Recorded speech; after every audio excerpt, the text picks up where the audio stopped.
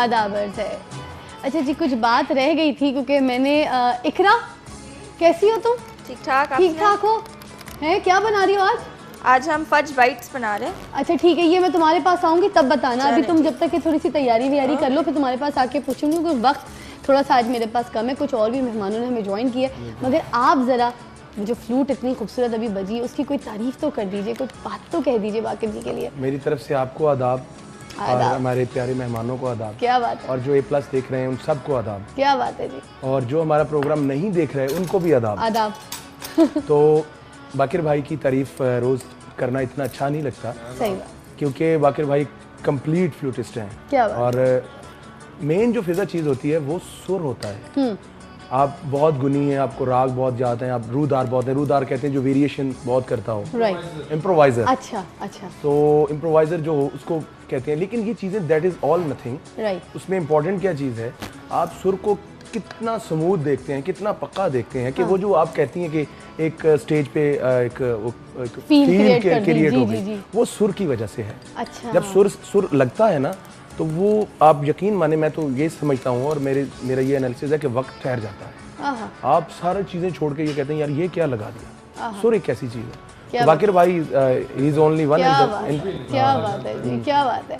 अब कुछ और मेहमान हमारे साथ जो ऐड इन हुए हैं उनके बारे में बताती चलूँ। कुछ ऐसे स्पेशल गेस्ट हैं जो हमें आज रमज़ान के बारे में भी बताएंगे, कुछ हालात के बारे में भी बताएंगे। ख़ास आप लोगों की फरमाइश पे हमने इनको दावत दी है। मेरे साथ मौजूद हैं बीलम हुसैन जी, और इनका ताल्लुक़ पाकिस्तान पीपल्स पार्टी से है और शोबा ख़वातीन पंजाब की सदर की ज़िम्मेदारियाँ सर अंजाम दे रही हैं और अभी उम्रा करके भी आई हैं। तो ज़रा भी इनसे हम बातों को मज़ीद इलाबरेट करेंगे। मगर साथ एक और मेहमान हैं, उनके बारे में बताती चलूँ।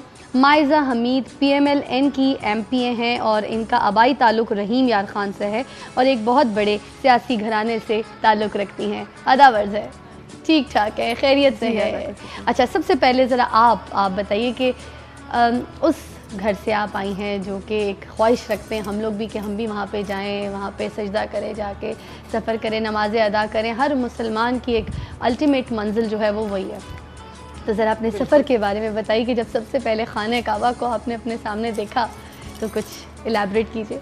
वैसे तो मैं ये बताऊं कि मुझे अल्लाह की तरफ से अल्लाह की मेहरबानी है और रसूल खुदा की मेहरबानी है कि मुझे हर साल मौका मिल जाता है कि मैं एक दफ़ा वहाँ जाकर सजदा दूँ और हाज़िरी दूँ। ये मेरी खुद भी बहुत ख्वाहिश होती है और जब साल शुरू होता है तो मैं ये ख्वाहिश अपने दिल में रखती हूँ और जब उसकी मंजूरी होती है तो वहाँ मैं जाती हूँ।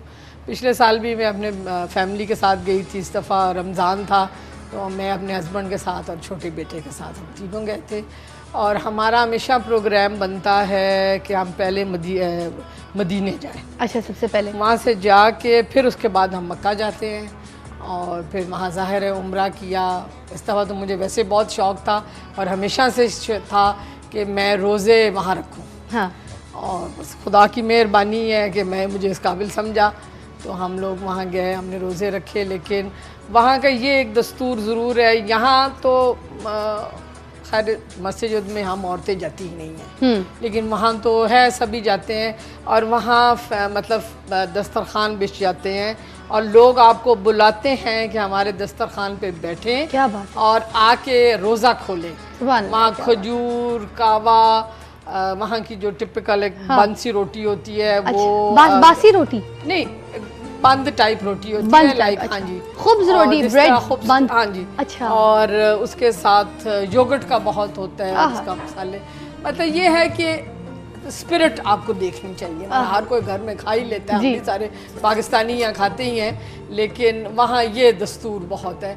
लेकिन मैंने ये ज़्यादा ज़ौक़ जो था वो मैंने मस्जिद नबी में देखा था। वहाँ बाकायदा लोग, क्योंकि ज़ाहिर है गर्म होता है फर्श, मगरिब के टाइम भी इतनी गर्मी होती है, वहाँ दस्तरखान बिछा के लोग अपनी फैमिलीज़ के साथ बैठते हैं जिनकी फैमिलीज़ आई होती हैं। अच्छा, वो जो और वहाँ बैठ के जब अजान होती है सब एहतमाम से रोज़ा खोलते हैं और पानी जूसेस तो इस तरह आम दिए जाते हैं। अच्छा, वहाँ पे जो बच्चे दस्तरखान लगा के बैठे होते हैं, जो फैमिली लगा के बैठी होती है, जो हाजी वगैरह होते हैं, मैंने सुना है मतलब कि वो जो बच्चे हैं छोटे छोटे वो बुला रहे होते हैं कि आइए आइए आप हमारे दस्तरखान पे आइए। ऐसे ट्रू, राइट? बिल्कुल ऐसे, आप बिल्कुल ठीक सुना है कि आए हमारे दस्तरखान पे बैठे आए। और फिर वो बच्चे बड़े खुशी से बांट रहे होते हैं चीज़ें, बड़े तमाम से। फिर 15 मिनट के बाद मगरिब की बाकायदा जमात होती है। So 15 मिनट्स are given कि आप आराम से रोज़ा खोल। और रमज़ान को वो लोग बाकायदा एंजॉय करते हैं। बहुत राइट। वहाँ ये ज़रूर है कि लोग फ़र्ज पढ़ते हैं और रोज़े रखते हैं और तरावियाँ बहुत बड़ी जाती हैं। क्या बात है। माइज़ा जी भी हमारे साथ मौजूद है। ज़रा मैं आपको पहले रमज़ान मुबारक कहना चाहूँगी और सबसे पहले एक अजीब सा सवाल, डिफरेंट सवाल पूछना चाहूँगी कि आपके वालिद भी सियासत में, आपके फैमिली में कोई और कज़न्स या कोई भाई, कोई मर्द हजरात क्यों नहीं पॉलिटिक्स में आए, आप क्यों आई? देखिए, मैं आई वाज द ओल्डेस्ट और I think we have to come at the age of 25 you have to come into the parliament. It's not allowed कि आप पहले आ सको। ठीक है। तो आई वाज द ओल्डेस्ट और मेरे भाई छोटे थे, तो I was brought into politics. तो अब वंस आई गॉट इन, तो फिर मेरी रिस्पॉन्सिबिलिटी बनती थी अपने इलाके में लोगों को डिलीवर करना। ठीक है। तो माशाल्लाह अल्लाह मियां ने बहुत इज़्ज़त दी और लोगों ने बहुत इज़्ज़त दी उस इलाके के औरत होने के नाते और एक घर की बेटी होने के नाते। तो मुझे जितनी अपने इलाके में इज़्ज़त मिलती है उससे इतनी इंकरेजमेंट मिलती है दैट मेरा दिल करता है कि मैं उनके लिए काम करूं, उनको डिलीवर करूं किसी ना किसी तरीके से। आपके वालिद साहब जो थे, जब आपने कहा कि मैंने पॉलिटिक्स में आना है, तो बहुत सपोर्ट किया, बहुत खुशी से एक्सेप्ट किया? एक्चुअली मैं interest I have done my MBA, तो I was thinking of doing a job somewhere, जैसा कॉर्पोरेट सेक्टर में लोग आते हैं। राइट। तो मेरे वालिद ने कहा कि यू नो आप आ जाओ। उस वक्त मुझे I had no idea, my father used to go into mainstream politics. ठीक है। तो जब उन्होंने मुझे बताया तो I didn't take it seriously. तो वो जब मेरा नाम आ गया and then I got into mainstream politics, तो मैं honestly speaking I learned from then on. तो ये जो 5 साल का अरसा था उसमें ऑब्वियसली आपका एक्सपीरियंस हो जाता है अपने माँ बाप के थ्रू, जो वो लाइव देख रहे होते हैं आप पॉलिटिक्स या जो घराने में हो रहा होता है और जो घर, क्योंकि आपकी बेसिक ग्रूमिंग तो वैसी हो चुकी थी क्योंकि सियासी घराना ऑलरेडी आपका, you have a lot to learn. तो फिर वो आप अपने जैसे जो बड़े लोग होते हैं उम्र में या उनको जो एक्सपीरियंस, पार्लियामेंट्री एक्सपीरियंस होता है या सियासत में से, उससे भी सीखते हैं। और सबसे ज़्यादा आप सीखते हैं जब आप डिलीवर करते हैं या लोगों को का काम करते हैं और उनकी जो दुआएं मिलती हैं। और स्पेशली इस मंथ में, रमज़ान के महीने में, आपका दिल करता है कि आप बेतहा लोगों का काम करें ताकि जो है वो आपको दुआएं दें। देखिए, देयर इज नो, अगर आपको लोगों की दुआएं लग जाएं तो फिर आपको क्या चाहिए। Very true, very true.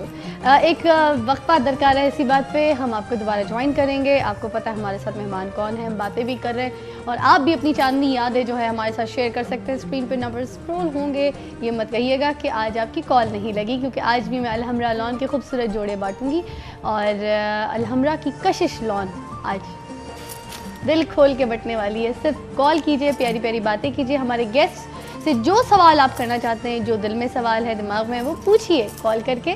वक्फा दरकार, उसके बाद मिलते हैं। आदाब अर्ज़ जी।